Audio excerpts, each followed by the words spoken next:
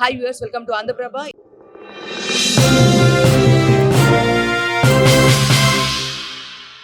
ఈరోజు మనతో పాటు జయప్రకాష్ నారాయణ గారు ఉన్నారు. సో నమస్తే సార్. నమస్కారం అమ్మా. సో స్టూడెంట్స్ ఈ మధ్య సూసైడ్స్ అనేది చాలా కామన్ అయిపోయింది సార్. సో ఈరోజు మీరు దీని గురించే వచ్చారు కాబట్టి అసలు మీ ఒపీనియన్లో స్టూడెంట్స్ ఈ సూసైడ్స్ తగ్గాలి అంటే ఎలాంటి చర్యలు తీసుకోవాలి, పేరెంట్స్ కానీ టీచర్స్ కానీ? అమ్మా, మనం చాలా ఉపన్యాసాలు ఇవ్వచ్చు, కానీ 2 ప్రాక్టికల్ చర్యలు కావాలి నా దృష్టిలో.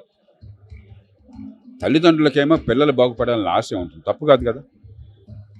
ఆశ వల్ల కొంత ఒత్తిడి పెడతారు. అసలు ఆలనా పాలన లేకుండా పట్టించుకోకుండా ఉంటే పిల్లలు ఏమైపోతాయని భయం ఉంటుంది. కానీ ఏమవుతుంది, పిల్లలకి 10వ తరగతి దాకా మంచి ప్రమాణాల విద్య అందకపోయేసరికి బ్రహ్మాండంగా మార్కులు వస్తున్నాయి, పాస్ అవుతున్నారు, కానీ జ్ఞానం లేదు.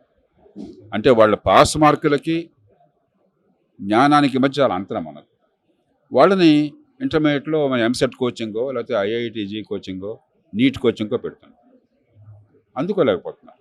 ఇంట్లో తల్లిదండ్రులు చెప్పలేరు, క్లాస్లో అందుకోలేరు, ఆశలని అడుగంటిపోతుంటాయి. కొంతమంది పాపం ఆ వయసులో వివిధ ప్రభావాల్లోనే ఆత్మహత్యలకు పాల్పడడం కానీ లేదా డిప్రెషన్ గురవడం కానీ ఉంటుంది. అందుకని మొట్టమొదటి మనం చేయాల్సింది 10వ తరగతి అసలు ముందే చేయాలి, పునాదులే బాగుండాలి. అది బాగులేకపోతే నిరాశపడకుండా ఒక నెల రోజుల పాటు ఒక ఫౌండేషనల్ కోర్స్, బ్రిడ్జ్ కోర్స్ 10వ తరగతి దాకా వాళ్ళకి ఫిజిక్స్ కానీ కెమిస్ట్రీ కానీ బయాలజీ కానీ మ్యాథమెటిక్స్ కానీ భాష కానీ పట్టుండేట్టుగా కనీస ప్రమాణాలు వాళ్ళకు ఏ స్థాయి ఉందో పరిశీలించి దానికి తగ్గట్టుగా కనుక మనం 4 రోజులు ప్రయత్నం చేస్తే పెద్ద కష్టం కాదు. అప్పుడు ఏమవుతుందంటే చాలామంది పిల్లలు అందుకోగలుగుతారు. ఒకసారి అందుకుని ఉత్సాహం పెరిగితే, సబ్జెక్ట్ మీద ఆసక్తి పెరిగితే అసలు జీవితం ఇంకో రకంగా ఉంటుంది. రెండోది కౌన్సిలింగ్. ఈ సోషల్ మీడియా ఉంది, రకరకాల టీవీలు ఛానల్స్, ఈ స్ట్రీమ్స్, మనకి స్ట్రీమింగ్ ప్లాట్ఫామ్స్, వీటి వల్ల ఏమవుతుందంటే యుక్త వయసులో మనసు అల్లకల్లోలం అవుతుంది. వాళ్ళకి ఏం చేయాలో తెలియదు. దాని తగ్గట్టు క్లాస్లో వెనకబడితే మరింత గందరగోళం అవుతుంది. కాబట్టి రెగ్యులర్ కౌన్సిలింగ్ ఒక మానసిక శాస్త్రవేత్తలు పెట్టాలి. కౌన్సిలింగ్ కొంత మనం వనరులు పెట్టాలి. లేకపోతే ఏమవుతుందంటే 100కి 10 మందికి ఏదో రకంగా మానసిక క్లేశం ఉంటుంది. దాన్ని పట్టించుకోకుండా మనం వాళ్ళ మీద భారం పెడితే అకస్మాత్తుగా మరి ఆ బిడ్డలు అఘాయిత్యానికి పాల్పడడం, తల్లిదండ్రులు తీవ్రమైన నిర్వేదానికి గురవటం, సమాజం కల్లోలు కావటం మనం చూస్తున్నాం. ఈ 2 కూడా నా దృష్టిలో ప్రాక్టికల్ పనులు. పెద్ద పెద్ద విషయాలు చాలా చెప్పచ్చు. ఈ 2 చేస్తే చాలా మేరకు ఒత్తిడి తగ్గుతుంది. సార్, మీరు ఇందాక కూడా చెప్పినట్లు చాలా మంది సివిల్స్ కానీ ఇలా ప్రిపేర్ అవుతూ వాళ్ళ లైఫ్ని స్పాయిల్ చేసుకుంటున్నారు. అదే లైఫ్ అన్నట్లు ఫీల్ అవుతున్నారు, గవర్నమెంట్ జాబ్స్ కోసం పరిగెడుతున్నారు. అలాంటి వాళ్ళ గురించి ఏం చెప్తారు సార్? బాబు, నిజంగా ప్రభుత్వంలో చేరాలని ఆసక్తి ఉంటే ఉద్యోగం కోసం చేరేవాళ్ళు ప్రభుత్వానికి అక్కర్లేదు, ప్రజలకు అక్కర్లేదు. మనసు పెట్టి ఈ సమాజంలో ప్రజలకు మంచి ఫలితాలను ఇవ్వాలి ప్రజల డబ్బుతో అనే భావం ఉన్నవాళ్ళు ఓ గట్టి ప్రయత్నం చేయడం తప్పులేదు. సమర్థులు, నిజాయితీపరులు కావాలి. కొంతమంది అద్భుతమైన పని చేస్తున్నారు ప్రభుత్వంలో, కానీ అత్యధికులు ప్రభుత్వంలో పరాన్న భుక్కులుగా ఉన్నారు. నేను ఖచ్చితంగా చెప్తున్నాను. ఈ మాటలు అందరూ చెప్పరు. కొంతమంది అయినా నిష్ఠురమైన సత్యాన్ని చెప్పకపోతే సమాజం అల్లకల్లోలం అవుతుంది. అందుకని ఈ మాట గట్టిగా చెప్తున్నాను. కాబట్టి మీరు ఆ పరాన్న భుక్కులుగా చేరద్దు. మనసుంటే ప్రయత్నం చేయండి. ఆ ప్రయత్నం 10 ఏళ్ల పాటు 5 ఏళ్ల పాటు చేయొద్దు. ఒకసారి గట్టిగా ప్రయత్నం చేయండి. అవకాశం ఉంటే వస్తుంది. లేకపోతే అంతకంటే బ్రహ్మాండంగా బయట ఉన్న పనులు చేయొచ్చు, దేశానికి సేవ చేయొచ్చు. అదే జీవిత లక్ష్యం అనుకోబోకండి. మూడోది, ప్రభుత్వ ఉద్యోగాల కోసం పోటీ పడ్డా కూడా గుర్తించండి. 300 మంది పోటీ పడితే ఒక్కళ్ళకు ఉద్యోగం వస్తుంది. ఉన్నత స్థాయిలో 1000 మంది పోటీ పడితే ఒక్కళ్ళకు ఉద్యోగం వస్తుంది. అత్యున్నత స్థాయిలో 10,000 మంది పోటీ పడితే ఒక్కళ్ళకు ఉద్యోగం వస్తుంది. అంటే మిగతా 9,999 మంది పనికిరాని వాళ్ళ. మీరు ఎంత అద్భుతమైన అనుకున్నా కూడా స్టాటిస్టికల్గా గణాంకాల ప్రకారం 1000లో ఒక్కళ్ళేగా మీరు. మిగతా 999 మందికి అవకాశం దానిలో ఉండదు కదా. అంత మార్చేత పనికిరానిలో కాదు కదా. కాబట్టి దాని మీద ఆశ పెట్టుకుని 10 ఏళ్ళు గడిపేసి జీవితం నిస్సారమై పని చెప్పిన గన్యుడు గార్చి తల్లిదండ్రులు బాధ పెట్టి మీరు ఆడవటం కంటే జీవితంలో సమాజానికి పనికొచ్చే పనులు అద్భుతమైన ఎన్నో చేయొచ్చు. ప్రభుత్వం అక్కడే మార్గం కాదు. ప్రభుత్వంలో అంత అద్భుతాలేం జరగట్లా. జరిగితే ఇట్లా ఉండవు. రోజు పత్రికలు చూడట్లా, మీరు టీవీలు చూడట్లా ఏం జరుగుతుందో. మనసుంటే ప్రయత్నం చేయండి వేగంగా.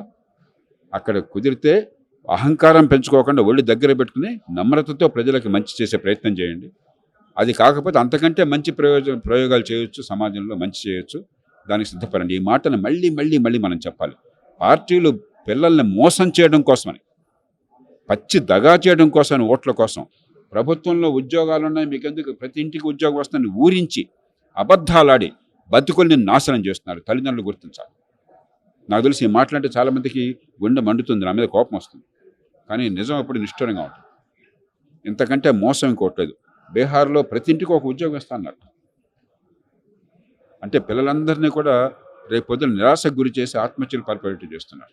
ఇంతకంటే ప్రమాదం మరొకట్లేదు. ప్రభుత్వాలు ఉద్యోగాలు ఇచ్చే ఏజెన్సీలు కాదు. మార్కెట్లో ఉద్యోగాలు వస్తాయి, సమాజానికి కావాల్సిన వస్తువులు సేవల ఉత్పత్తులు వస్తాయి. ఈ మాట మళ్ళీ మళ్ళీ చెప్పాలి. నిజమే కాదో 10 ఏళ్ళు పోరాటం చేసిన వాళ్ళని అడగండి ఒకసారి. ప్రభుత్వ ఉద్యోగం కోసం నానా తంటాలు పడి వాళ్ళు కన్నీళ్లు కలుస్తున్నారే పాపం, వాళ్ళే తప్పు లేకుండా వాళ్ళని అడగండి, చెప్తారు నిజం కాదు. సార్ ఇప్పుడు చూస్తే ఏఐ వలన నెక్స్ట్ చాలా మందికి అన్ఎంప్లాయ్మెంట్ ఉంటుంది. ఏఐ వలన చాలా మంది జాబ్స్ పోతాయి. ఇంకా ఫ్యూచర్లో మొత్తం డిపెండ్స్ ఆన్ ఏఐ. అది మెడికల్ అయినా, వేరే ఏ ట్రాన్స్పోర్ట్ అయినా, అది ఏదైనా సరే అంటున్నారు. దీని గురించి ఏమంటారు సార్? 2 విషయాలు గుర్తించాలి. మొట్టమొదటిది, మనం ఇప్పుడు ఏ వల్ల జాబ్స్ పోతే దేశం అవుతుందనే పరిస్థితులు లేవు. జాబ్స్ ఇస్తాము, నైపుణ్యం ఉంటే మీరు రండి అని చెప్పంటే నైపుణ్యం లేకుండా డిగ్రీలతో ఉన్నాం మనం. కాబట్టి మన మొట్టమొదటి ప్రయారిటీ దేశంలో కావాల్సిన ఉత్పత్తుల కోసం అని చెప్పని పనికొచ్చే వాళ్ళని తయారు చేయడం. వచ్చి డిగ్రీ కాగితాలు చెత్త చెదారం కాకుండా, మనకు అది లేదు. ఆ నైపుణ్యాన్ని ఇస్తే మార్కెట్లో పనికొస్తే తీసుకుంటామని చాలామంది సిద్ధంగా ఉన్నారు. దాన్ని తయారు చేయండి. ఏ సంగతి, ఏ ప్రపంచం మొత్తానికి సమస్య. అమెరికా వాడికి సమస్య, బ్రిటిష్ వాడికి సమస్య, చైనా వాడికి సమస్య. వాడి సమస్యలు తర్వాత చూద్దాం. 2, ఏ కానీ ఇతర టెక్నాలజీ మార్పులు కానీ సమస్యలు లేవా? ఖచ్చితంగా ఉన్నాయి. ప్రపంచంలో కాలక్రమేణా తక్కువ మంది ఎక్కువ ఉత్పత్తి చేయగలుగుతున్నారు.